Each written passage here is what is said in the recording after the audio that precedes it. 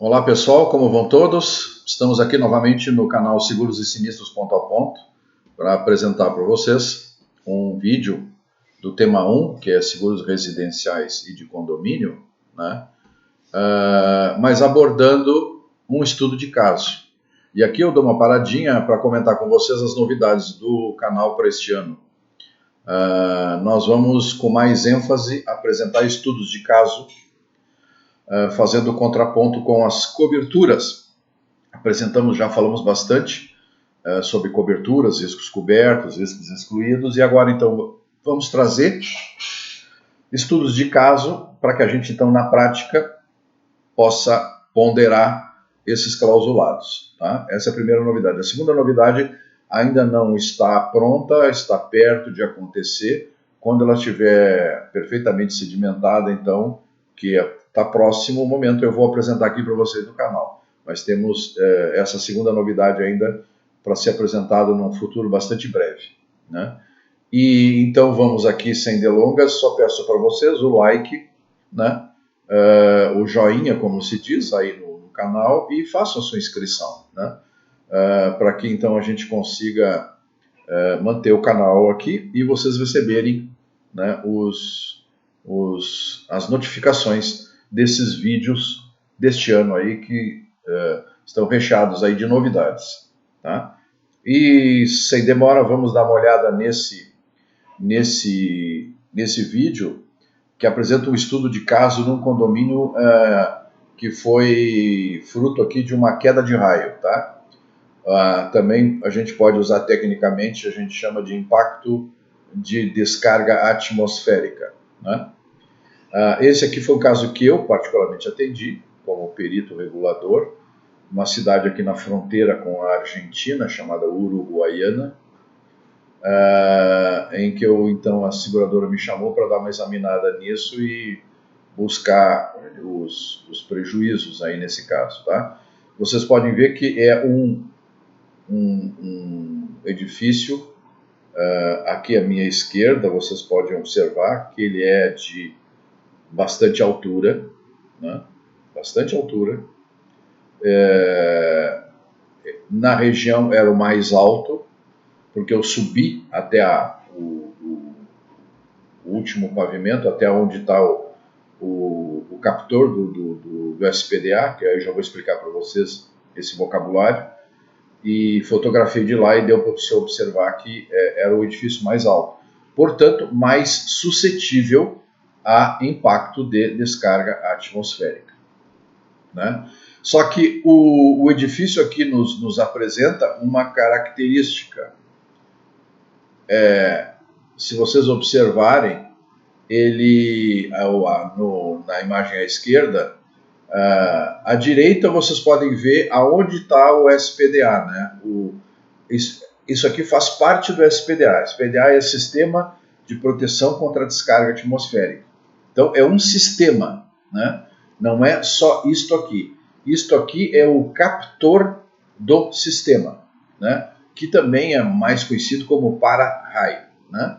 E se vocês observarem, aqui ao lado da haste do captor, desce um condutor, que é de cobre, que é o que orienta a descarga atmosférica e a leva até o solo, e dessa forma evita os danos na estrutura e também ajuda a diminuir os danos ou a evitar danos a equipamentos elétricos e eletrônicos no prédio, tá? Mas o que se observa aqui no primeiro momento? Voltando aqui para o prédio à esquerda, vocês podem ver que o captor está bem na quina do prédio aqui, né? Aqui desce o último pavimento, né? Com a sacada. Vocês podem ver ela aqui, a sacada aqui, né? E a descarga atmosférica atingiu o pavimento de baixo, né? O pavimento de baixo. Tá? O impacto da descarga foi no pavimento de baixo. Tá? Existe só uma hipótese aí que pode ser aventada, mas pouco provável, porque o raio isso eu já comentei nos outros vídeos, nós estamos com quase 100 vídeos no canal, em que a descarga pode ser projetada uma descarga principal e uma descarga secundária. Tá? Eu acho pouco provável aqui descarga secundária, tá? Mas a descarga atingiu um pavimento bem distante do captor. E o captor estava bem nessa região aqui, se vocês observarem, né? Ele estava bem alinhado. E ele atingiu esse canto aqui, tá? Que nós vamos ver agora o dano que foi provocado no prédio inicialmente, tá? Vamos ver os danos no prédio inicialmente.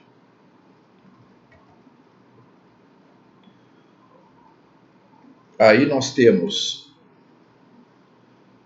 abaixo daquela proteção, aquela tela de proteção, olha o que a descarga fez. Ela arrancou parte da estrutura do prédio, né? Isso aqui é uma placa de mármore, que é a parte de acabamento. Arrancou essa parte aqui. Vocês podem ver aqui a danificação toda, né? E isso aqui se projetou lá para o solo, lá para o térreo do prédio. Tá? E vamos dar uma olhada no que aconteceu lá no prédio. Tá aí o prédio. Partes da estrutura atingiram o solo, imaginem com que intensidade e energia, porque eram pedaços bem grandes, e danificaram inclusive as grades de proteção existentes no jardim, né, na fachada principal do prédio. Tá?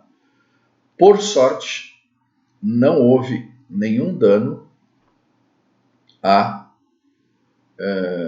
terceiros do lado de fora do condomínio. Tá? A terceiros do lado de fora. Tá? Internamente também não. Mas aquela sacada foi danificada. Aquela sacada pode ser considerada, como é a estrutura externa, uma parte de uso comum do prédio, então a cobertura de queda de raio atende, né, faz o reparo ali, não caracterizando isso pela cobertura básica, né, não caracterizando um seguro de responsabilidade, uma cobertura melhor de responsabilidade civil, né, e sim uma cobertura, então, dentro da cobertura básica. Então estamos falando aqui, por enquanto, só o atendimento da cobertura básica foi o suficiente. Tá? Mas, com essa qualidade de danos, né? E aí vem as perguntas, que é o que mais interessa, já que nós estamos aproveitando isso para estudar um caso de queda de raio. Né? Vamos dar uma olhada nas perguntas que eu projetei aqui para a gente analisar e conversar a respeito. Questões importantes. O SPDA funcionou? O Sistema de Proteção contra a Descarga Atmosférica funcionou? Muito provavelmente não. Né? Muito provavelmente não. Porque se tivesse funcionado, aquela descarga que atingiu metros abaixo não teria acontecido. Né? O captor teria recebido a descarga. Porque o raio ele tem uma característica. Ele precisa se comunicar com a nuvem, né, para que essa descarga aconteça para o solo. E ele procura o caminho mais fácil. E o SPDA tem essa intenção de propor para o raio um caminho mais fácil. E o caminho mais fácil que ele encontrou foi lá na ponta, na quina da sacada, e não no SPDA. Então isso é sinal de que o SPDA não funcionou. Eu estive lá em cima e examinei com cuidado, próximo ao SPDA, não se vê nem sinal de chamuscamento no captor do SPDA. Então, de fato, ele não funcionou. E aí, isso significa que a gente vai ficar sem cobertura no prédio contra a descarga atmosférica? Não. Não fica. A cobertura existe, ela está lá presente. Tá? A única coisa que eu deixei identificado no meu laudo e solicitei que o corretor fosse comunicado, comunicando assim ao condomínio, de que fizesse uma verificação no SPDA porque ele não estava operacional. Mas a cobertura existe, tá? E a cobertura de responsabilidade civil poderia ser acionada caso esses fragmentos tivessem atingido, por exemplo, pessoas ou bens dentro do condomínio, ou pessoas ou bens fora do condomínio, teria cobertura pelo seguro de responsabilidade civil do condomínio, tá? Independentemente, de novo, que o SPDA tenha funcionado ou não, tá? Até porque internamente se sabe que o condômino, né, o morador, é equiparado a terceiros para fins de seguro de responsabilidade civil. Então, aconteceria o acolhimento dos prejuízos sem problema nenhum. Graças a Deus, não foi necessário. Ficamos só com aqueles danos que eu mostrei para vocês, tá? E aí a pergunta, o SPDA, uma vez instalado, necessita de manutenção? Sim, necessita.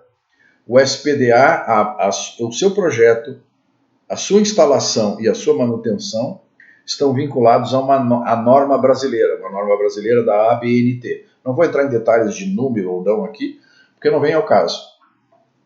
Mas os corretores precisam estar alertas para essa condição. O SPDA precisa de manutenção. E a própria norma determina de tempos em tempos esse SPDA precisa ser recebido manutenção.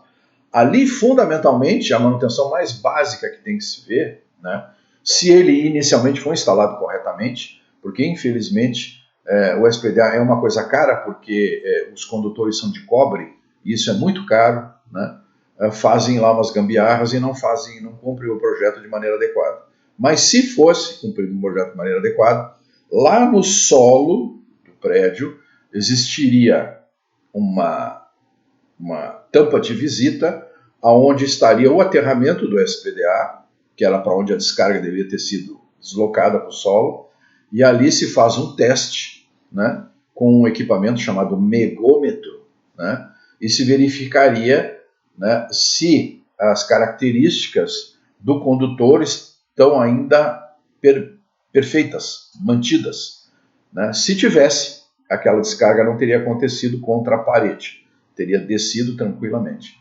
Então, de ano em ano, ou de a cada 2 anos, depende muito da estrutura, tem que ser feita essa verificação. A outra coisa que eu observei naquele SPDA, vocês viram, tem só um condutor de descida. Hoje, modernamente, a norma, essa que eu falei da ABNT, da Associação Brasileira de Normas Técnicas, determina que o condutor, ali o captor, tenha 2 condutores de descida, tá? Vou ficar só por aqui, tem mais coisas, mas deveriam ter 2 condutores de descida. O quê? Para melhorar a facilitação da descida dessa descarga atmosférica, tá? Ou seja, precisa de manutenção? Precisa. As seguradoras exigem laudos para isso? Não exigem, tá? Penso que no futuro vão exigir, mas por enquanto ainda não. Ou seja, se tem SPDA ou não tem, se está funcionando ou não tem, o segurador não se envolve nisso por enquanto. Não declina a cobertura por enquanto em função disso. Portanto, esse condomínio aí teve seus prejuízos ressarcidos pela cobertura básica, né? Incêndio, queda de raio e explosão, com a franquia existente lá na cobertura, né? Enfim, é um estudo de caso que eu acho interessante, porque a gente pode entrar dentro das coberturas e falar um pouco a respeito desse tipo de equipamento, tá? Espero que tenha sido útil para vocês, né? Reitero a inscrição no canal, tá? E ficamos por aqui hoje. Muito obrigado. Fiquem com Deus.